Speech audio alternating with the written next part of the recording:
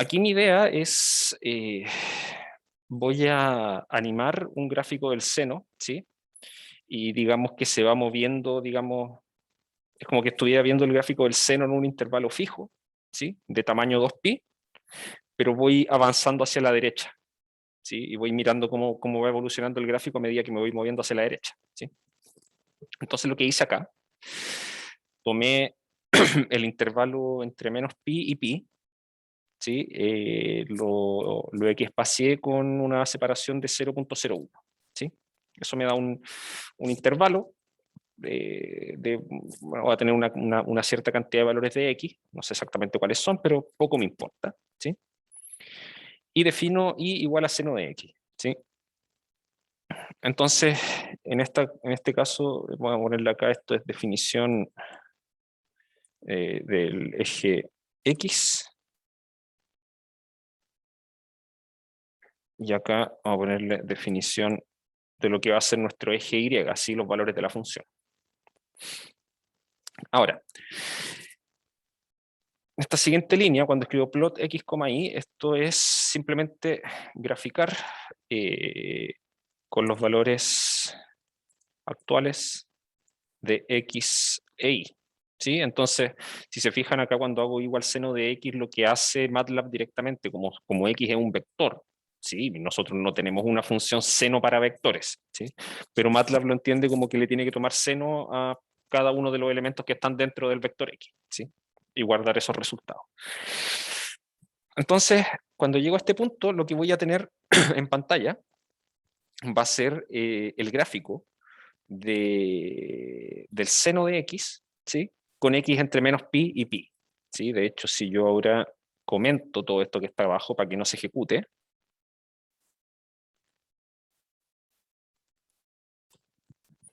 y hago andar esto, lo que vamos a ver va a ser, no sé si, díganme si ven la figura, porque estoy compartiendo solo MATLAB, entonces no sé si ustedes ven la figura.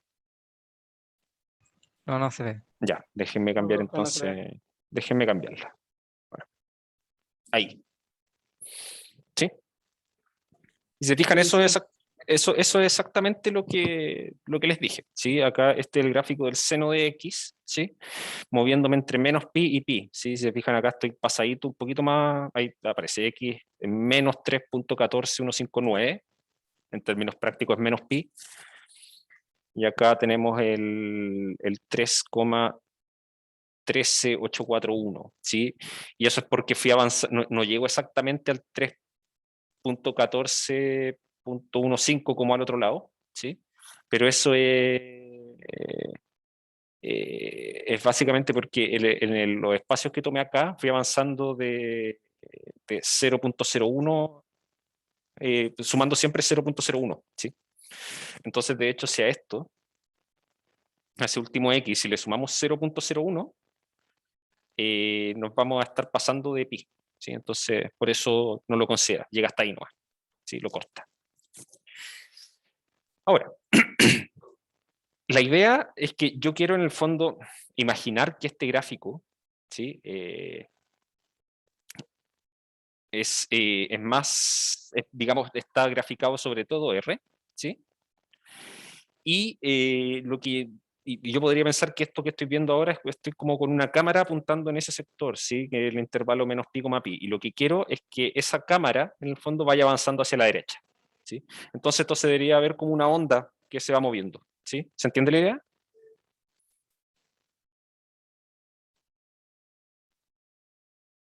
Ya. Entonces, para lograr eso, lo primero que voy a hacer es ese gráfico que hice recién, que ya está ahí, le ponemos dos cositas. Vamos a poner el comando drawNow, que eso fuerza, ¿sí? Que detenga las operaciones, ¿sí? Disculpen, voy a cambiar la pantalla. Y ahí está. Ahora sí.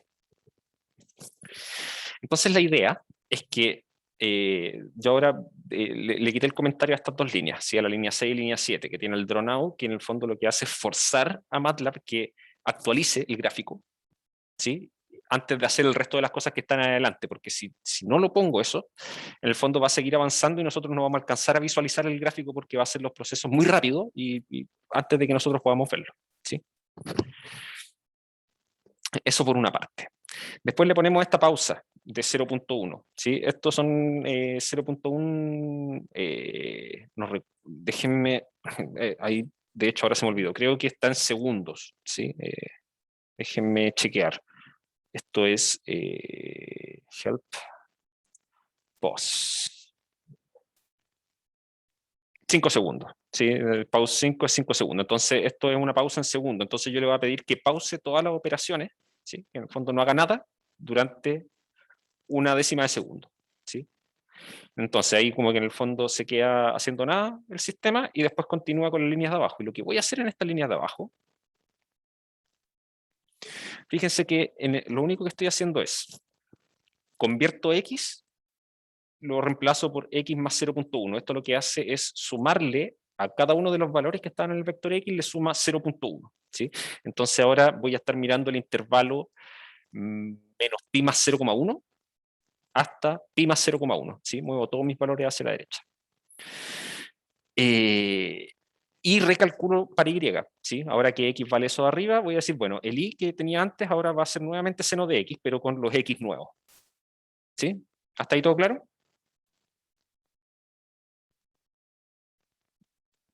Ya, entonces voy a poner acá, esto es desplazar intervalo en 0.1 hacia la derecha, ¿sí? Eso es lo que hace esa línea. Y la línea siguiente, recalcular los valores de seno de X en el nuevo intervalo. Y después lo graficamos. Graficar y repetimos la misma rutina. Fíjense que acá le ponemos... Ahí. Va, ¿por qué no me funciona el...? Ah, no le puedo hacer, ya, ahí. Vamos a ponerlo acá, pausar. Sí, en la otra línea no sé por qué no puedo poner comentarios, pero no importa. Sí, pero recuerden que esa otra línea lo que hace es actualizar. ¿Sí? Actualiza el gráfico en pantalla.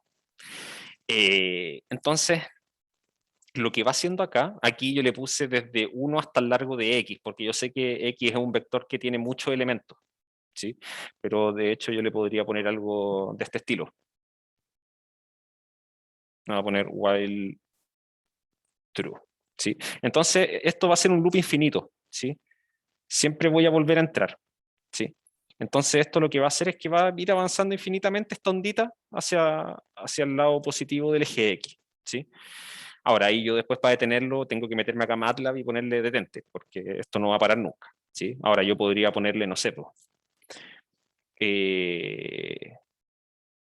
ponerle acá que mientras, no sé, un contador que podemos llamar n sea menor o igual a 10.000, hacer esto, y cada vez que terminamos acá en esta última línea poner otra más que diga n igual a n más 1. Entonces así voy aumentando el valor de n y cuando llegue a 10.000 va a entrar una última vez y en 10.001 se va a detener, ¿sí?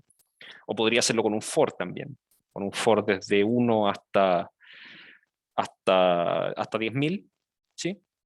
Y que finalmente ese índice que estoy ocupando en el for no lo ocuparía para nada acá adentro, ¿sí?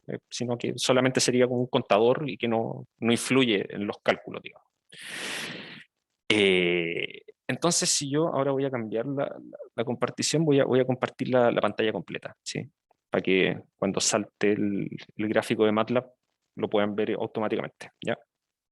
Entonces esto lo que, como les decía, lo que va a hacer es nos va a mostrar una ondita que va avanzando hacia la derecha, ¿sí? ¿Sí? Se fijan, el intervalo de los X acá abajo va moviéndose, ¿sí? A medida que esta cuestión va procesando la información. Y lo que va pasando es que voy mirando el gráfico, voy mirando una porción del gráfico a medida que me voy moviendo hacia la derecha, ¿sí?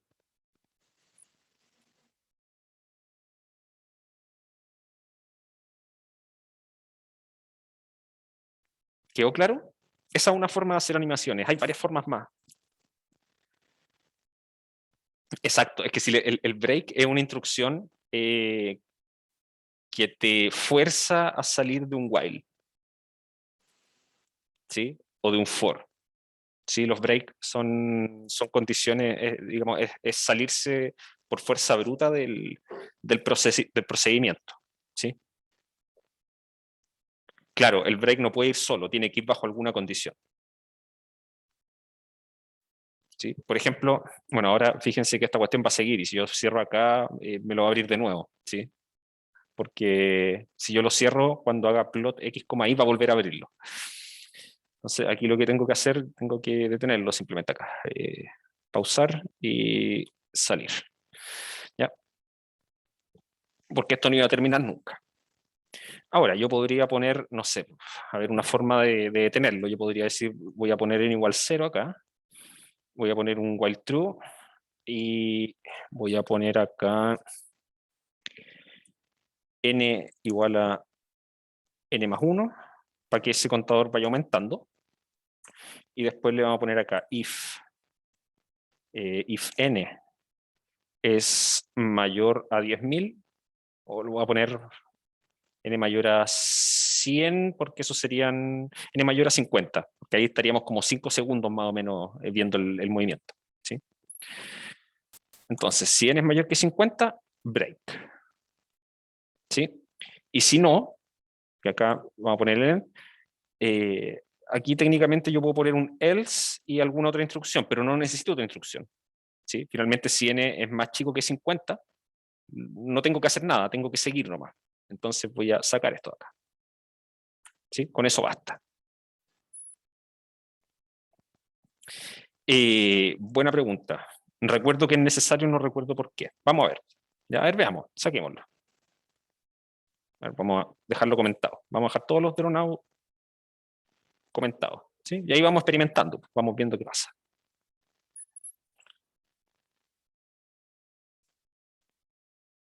Funciona igual. ¿Sí? No se nos cuelga el proceso. Y fíjense que ahí ya terminó. ¿Sí? Dejó de animar porque ya cumplió estas 50 veces. ¿Sí? Entonces, en algún momento, como iba sumando de uno en uno, n llegó a valer 50, ¿sí?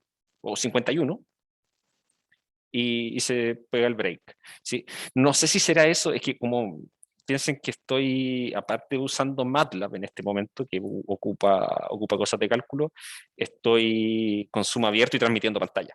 Sí, eso me ralentiza el computador también. Entonces, hay que tener ojo con eso. Sí. Entonces, no sé si será efecto. Me parece que el drone out da un poquito más de velocidad. Me parece. Pero, pero no es esencial. ¿Sí? Por lo que vimos acá, no es esencial. ¿Sí? Pero yo recuerdo que era una buena práctica ponerlo. No recuerdo exactamente por qué. ¿Sí? No les voy a mentir. ¿Ya? Entonces, a ver ahí, run. Sí, y si cuentan más o menos, esto va a parar como a los 5 segundos. Listo. Ahí paró. ¿Sí? Y eso es finalmente porque le pido acá que entre, digamos, aproximadamente 50 veces, y los saltos que yo estaba haciendo acá, las pausas eran de 0 a 1 segundo. ¿Sí? Entonces eso me dice que en realidad esta cuestión debiese ser unos 5 segundos aproximadamente. ¿Sí? Lo que dura la animación.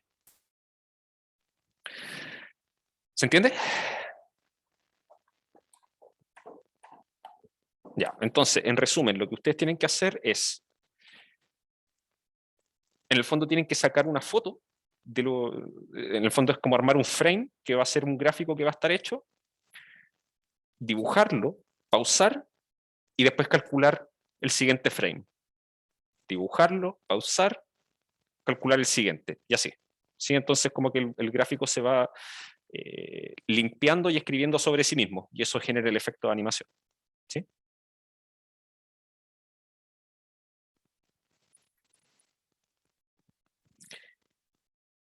Ya, ¿alguna otra consulta?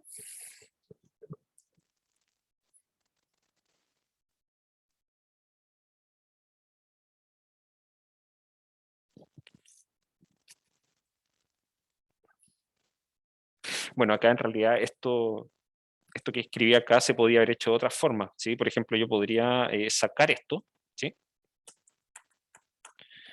Y poner acá while n menor que 50, ¿sí? Menor o igual, para que sea exactamente lo mismo de antes. ¿Sí? Antes ponía la condición de salida, era n mayor a 50. Y ahora voy a decir, mi condición de entrada al while es que n sea menor o igual que 50. ¿Ok? Entonces, tenemos esto de aquí que hace exactamente lo mismo. ¿Sí? Parto de 0, si es que el n es menor o igual a 50 entro y voy aumentando de a 1 y esto va a parar exactamente igual. ¿Sí? Y la otra forma es hacerlo con un for. ¿Sí? Yo podría sacar esto de aquí, sacar esto de acá y poner aquí for n igual a 1, 2.50. ¿Sí? Y acá aquí me entró la duda si el for termina con end. Sí, ahí está. ¿Sí? Y hace lo mismo. ¿Sí? Y ahí se detiene. Sí, voy a subir este. Sí. A ver, el error que vieron en la ayudantía 2. A ver, ayudantía 2. Déjenme mirar acá.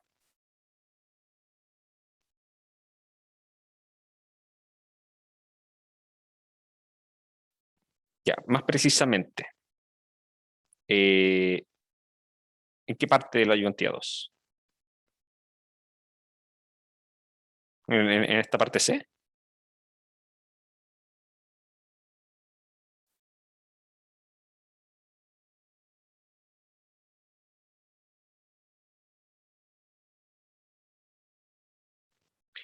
El error... los errores, digamos, los errores absolutos, errores relativos, ¿no? El relativo. El relativo para este problema. En el fondo es la pregunta, ¿qué pasa si usamos esa identidad con los errores? Esa es la pregunta. Ya.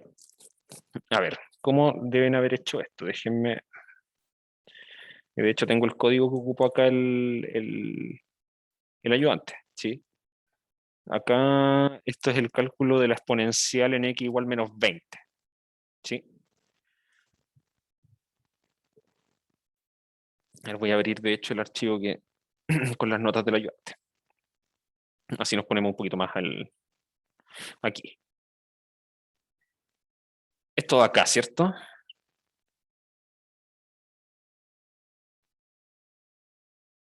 Ya, perfecto.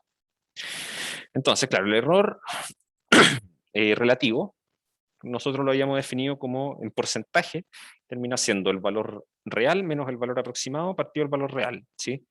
En valor absoluto. Eso nos da una estimación, ¿sí? De qué tan grande es la diferencia que hay entre los dos valores, pero teniendo en cuenta el valor que tiene que tomar eso, ¿sí? Porque una diferencia de 0.1, si es que estoy trabajando en el intervalo 0,1, es bastante considerable, ¿sí? Que si yo tomo un error de 0.1 si estoy trabajando en el intervalo 0,500, ¿sí? Porque ahí en ese intervalo tan grande, o digamos, o que estoy trabajando con números grandes, perdón, ¿sí? Estoy trabajando con números del orden de 500, por ejemplo, ¿sí? Ahí una diferencia de 0.1 no es la gran cosa, ¿sí? Entonces,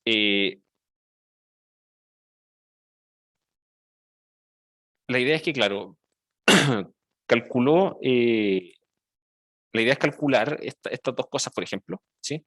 Acá e a la menos 20 con la función que tiene y e a la menos 20 también calcularlo, pero ocupando esta identidad, ¿sí?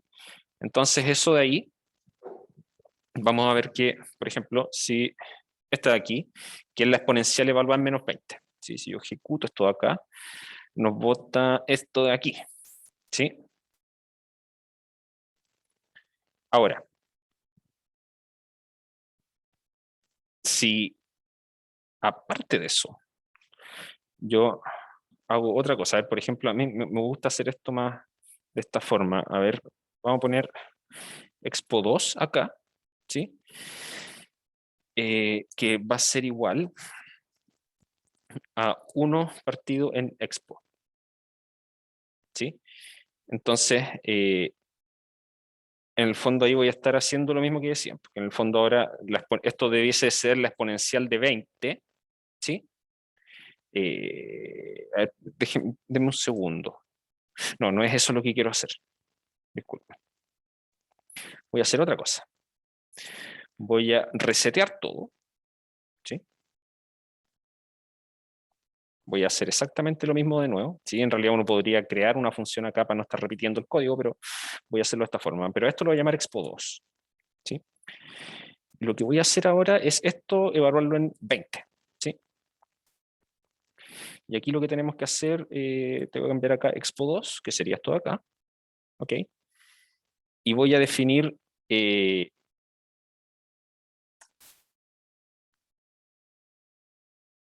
expo2. Ahí. ¿Sí? ¿Qué estoy haciendo acá? Estoy calculando aquí la exponencial de... Sí, la exponencial de... Ay, me quedé pegado. De 20. ¿Sí? Exponencial de 20. Eso es lo que estoy calculando acá. Y después lo que estoy diciendo es que voy a definir expo3 como 1 partido ese resultado. O sea, eso debiese coincidir con la exponencial de menos 20. ¿Sí? Entonces tengo que calcular exponencial de menos 20 acá de 2 formas. ¿Sí? Y vamos a ponerle acá, mientras tanto, disp expo3. ¿Sí? Entonces fíjense que, miren esa diferencia que se generó. Por una parte, al calcular con x igual menos 20 directamente nos da ese valor de ahí, ese 4.1736 por un día a la menos 9 al final. Y acá nos da como la mitad de eso. ¿Sí? O sea, se está generando un error igual considerable. ¿Sí? Al menos al ojo. ¿Sí? Veamos qué tan así es. Entonces vamos a definir error relativo. Y lo vamos a definir como el valor absoluto de uno de los valores menos el otro. ¿Sí? Vamos a considerar el valor de la exponencial que calculaba primero, la exponencial de menos 20 calculada directamente, menos esta otra que la calculamos con la identidad. Y vamos a dividir eso, bueno, de hecho es todo esto, dividido por el valor de expo. ¿Sí? Vamos a ver el error relativo con respecto a eso. ¿Sí? Vamos a ponerle acá disp. Ese display no es necesario, ¿sí? De hecho, si yo hiciera escribir esto, es exactamente lo mismo que no poner esa línea y quitarle el punto y coma acá. ¿Sí? Lo entrega en un formato distinto, pero igual lo muestra en pantalla. ¿Sí? De hecho, voy a hacerlo así para que... Ahí está. Fíjense que el error que da acá es de alrededor del 50%. ¿Sí? Esto multiplicado por 100. O sea, un error grande. ¿Sí? Un error aceptable del orden de 1 2%, como mucho. ¿Sí? Pero acá ya estamos hablando de un error del 50%. ¿Sí? Ahora, ¿cuál es el valor que corresponde para la exponencial de menos 20? MATLAB tiene esa función implementada. Exp de menos 20 nos da esto. O sea, la formulita que nosotros estábamos ocupando con esta de acá arriba, ¿sí? Al aplicársela directamente a x igual a menos 20, da un resultado malo. ¿Sí? Entonces es ese el número conflictivo, digamos. ¿Sí? El que hicimos con la identidad cuando calculamos directamente la exponencial de 20. Y después de eso, lo convertimos a la exponencial de menos 20 usando la identidad, haciendo 1 partido a la exponencial de 20. Eso nos da un resultado que, si lo miramos, debería ser en esencia el resultado que corresponde. ¿Sí? Fíjense lo que voy a hacer acá. Voy a tomar el valor absoluto de la variable que me almacenaba ese último resultado, que era expo3. Le vamos a restar el valor que calculé recién, que era la exponencial de menos 20 con la función que está implementada en MATLAB desde antes, ¿sí? Y eso lo pueden hacer, fíjense que quedó almacenado aquí en la variable que se llama answer, de respuesta, ¿sí? La última respuesta obtenida. Entonces voy a ponerle eso menos ans dividido ans, que voy a asumir que ese es el valor real, ¿sí? El que me calcula MATLAB directamente. Y eso fíjense que nos da un error del orden de 2 por 10 a la menos 16. ¿Sí? Y en porcentaje eso sería del orden del 2 por 10 a la menos 14%. O sea, es un error mínimo. ¿Sí? En esencia son iguales. ¿Sí? Ahora, ¿a quién se le ocurre por qué pueden surgir estos errores en los cálculos? ¿Sí? ¿Por qué una me da un resultado tan preciso? ¿Sí? O dicho de otra forma, ¿por qué la exponencial de 20 es tan precisa y la de menos 20 es tan imprecisa, ¿sí? Al calcular directamente?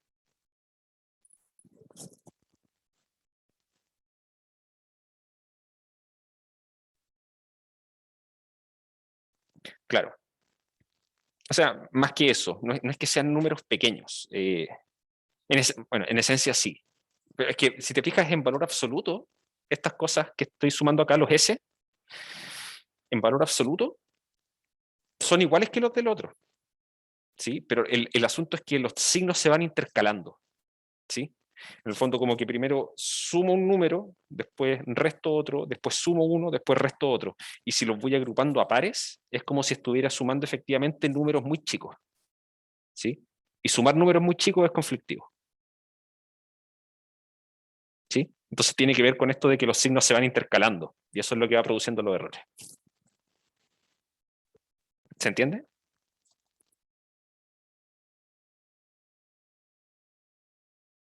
Bacán. ¿Alguna otra consulta? Dime.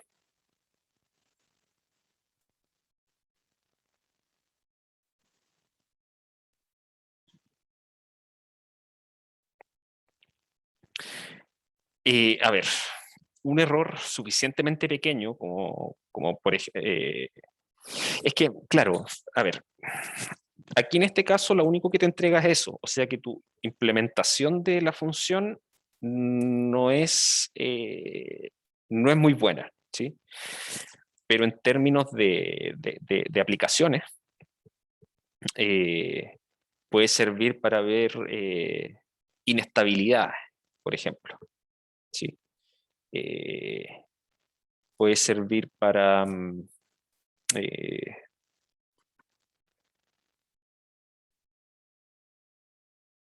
para saber si, es que, a ver, el concepto de estabilidad es un concepto complejo, ¿sí? Resulta que de repente hay problemas numéricos que parecen ser sencillos, ¿sí? Y que a uno se le ocurre una implementación sencilla, que en el papel es sencilla, pero resulta que si después a eso le cambio un poquito los valores, resulta que el resultado numérico cambia bastante, ¿sí? Eso se llama que es un problema de estabilidad de la solución, ¿sí? Y pasa cuando pasan en cosas que uno no esperaría. Por ejemplo, MATLAB tiene la opción de entregarle una matriz cuadrada y un vector, ¿sí? Yo voy a llamarle la matriz A y el vector B, y MATLAB directamente puede resolver el sistema de ecuaciones A por X igual B, ¿sí? Un sistema de ecuaciones lineales. Y tiene una forma que de hecho no recuerdo exactamente si era así, pero si no me equivoco es A partido B, así, con un slash hacia ese lado, ¿sí? Eso entrega el vector X que hace que A por X sea igual a B. Y siempre se recomienda ocupar esta forma en MATLAB, ¿sí? Porque hay otra forma, que en el fondo es, primero, tomar la matriz A, chequear si es que es invertible o no. Eso se puede hacer en MATLAB fácilmente porque MATLAB tiene implementado el cálculo del determinante, así que uno puede saber ahí si es que la matriz es invertible o no. Y después hacer A elevado a menos 1, ¿sí? Y tomando el A a la menos 1, yo podría después multiplicarlo por B, ¿sí? En esencia, estas dos cosas hacen lo mismo, ¿sí? Solo en esencia. Porque resulta que dependiendo de la estructura que tenga la matriz A, esto de aquí puede entregar resultados incorrectos. ¿Sí? Y cuando pasa eso, pasa cuando el determinante de la matriz es muy cercano a cero. ¿Sí? Y ahí el problema se vuelve inestable. Entonces, finalmente, el hacer el análisis de errores lo que permite es, una vez que yo tengo mi algoritmo y conozco y tengo una idea de la solución, yo puedo compararlo para ver si efectivamente mi algoritmo funciona bien o me está entregando errores de cálculo grandes. ¿Sí? Es como para, digamos, para certificar que mi algoritmo hace las cosas correctamente. ¿Sí?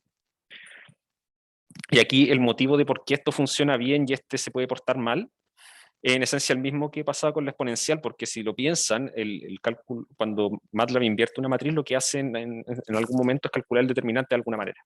¿Sí? Y en ese cálculo determinante puede pasar que estoy sumando y restando cosas. ¿Sí? Y pueden ser cosas muy chicas o que en su totalidad me va a dar un número cercano a cero. Y ahí en ese momento cuando se produce el problema. Sí, es más o menos la misma idea. ¿Se entiende?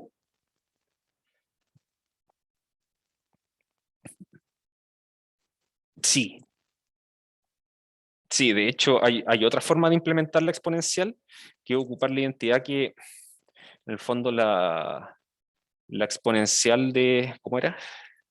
Déjenme pensarlo.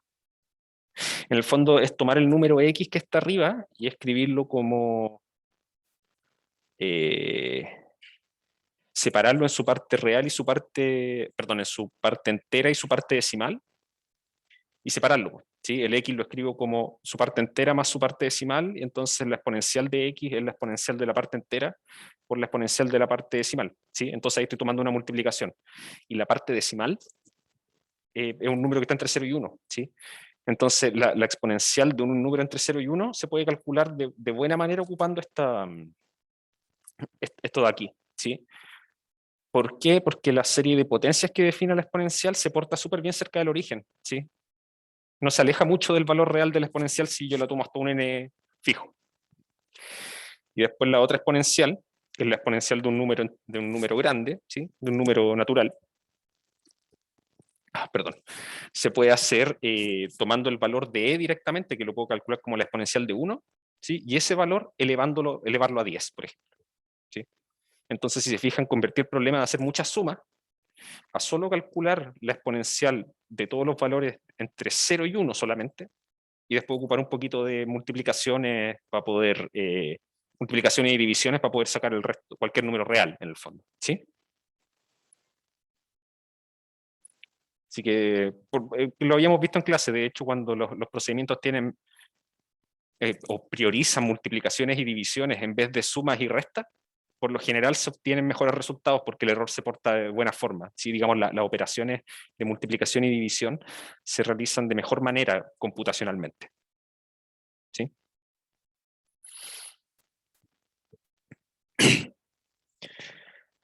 Ok, ¿alguna otra consulta?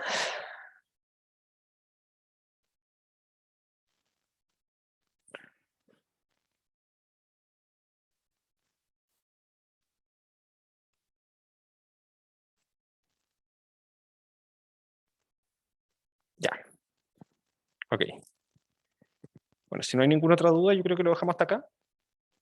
Sí, y bueno, como siempre, cualquier duda que vayan teniendo, obviamente me pueden ir avisando. Sí, yo no tengo ningún problema. Sí, obvio, la voy a subir. No, no al tiro, porque de hecho estoy viendo que ya todos los funcionarios están empezando a caminar ya, así que tengo que ir para allá también.